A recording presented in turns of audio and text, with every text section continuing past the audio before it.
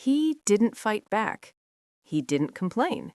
He just waited, in silence, until patience changed everything. His name was Arav. He was the kind of man people rarely noticed. Quiet, simple, always calm. In a world full of loud voices, Arav spoke very little. Not because he had nothing to say, but because he believed timing mattered. He worked at a small printing shop in the city. Long hours, low pay, same routine every day. Most people there talked big. They complained loudly. They demanded more. Arav didn't.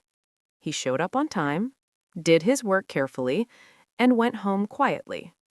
Some called him weak. Some called him foolish. He doesn't stand up for himself, they said. He lets everyone walk over him. Arav heard it all and stayed silent. At home, life was not easy either. His father was sick. Medical bills never stopped.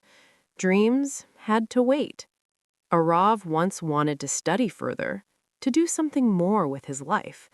But responsibility came first. So he worked and waited. Waited for better days. Waited for a chance. Waited for things to change. People around him moved ahead. Friends got promotions. Some started businesses. Arav stayed where he was. Still quiet, still patient. One day, a new manager joined the shop. Loud, strict, and impatient. He changed rules overnight, pushed workers harder, blamed others for mistakes. Arav worked even more carefully, but mistakes happened anyway. One afternoon, a big order went wrong. The manager stormed into the room. "Who did this?" he shouted. Before Arav could speak, another worker pointed at him. "He was handling that machine," the worker said. It wasn't true. Arav opened his mouth, then closed it. The manager didn't ask questions. He yelled. He insulted. He warned Arav. "Next mistake, you're gone," he said. The room went silent. Arav nodded and said nothing. That night, Arav couldn't sleep, not because of anger, but because of hurt. He stared at the ceiling and thought, "Why do I stay quiet? Why don't I defend myself? Am I really weak?" His father coughed in the next room.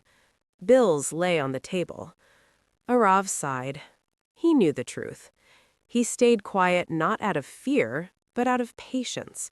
He believed storms pass, and words spoken in anger often create bigger storms. Still, that night was heavy. Days passed. The manager kept pushing him. Extra work, less appreciation. Other workers complained openly. Some argued, some quit. Arav stayed.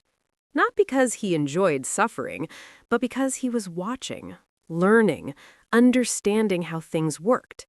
Every machine, every order, every mistake. He kept notes. He fixed small issues quietly. No one noticed, and that was okay. One morning, everything stopped. The biggest machine in the shop broke down. Orders were delayed, customers shouted, the manager panicked. Technicians were called. They failed. Hours passed. Losses grew. The shop owner arrived, angry and worried. "Who understands this machine best?" he asked. Silence. Then one worker spoke softly. "Arav," he said. "He's always fixing small issues." The owner looked at Arav. "You?" he asked. Arav nodded, quietly. He walked to the machine, checked it slowly, listened, adjusted a small part. Minutes passed. The machine started again. Perfectly. The room froze. The owner turned to the manager. "Why didn't I know this?" he asked. The manager stuttered. Then the truth came out. About the false blame. the unfair warnings, the shouting. The owner listened carefully. Then he looked at Arav. "Why didn't you say anything?" he asked. Arav paused, then spoke calmly. "I believed the right time would come." The room went silent again, but this silence felt different. That day, things changed. The manager was warned.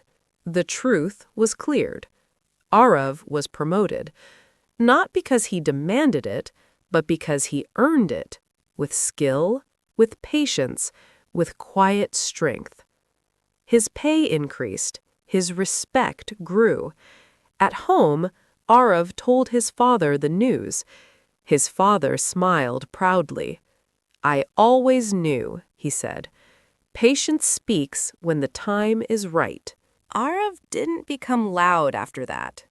He didn't change who he was. He still spoke less, still worked quietly.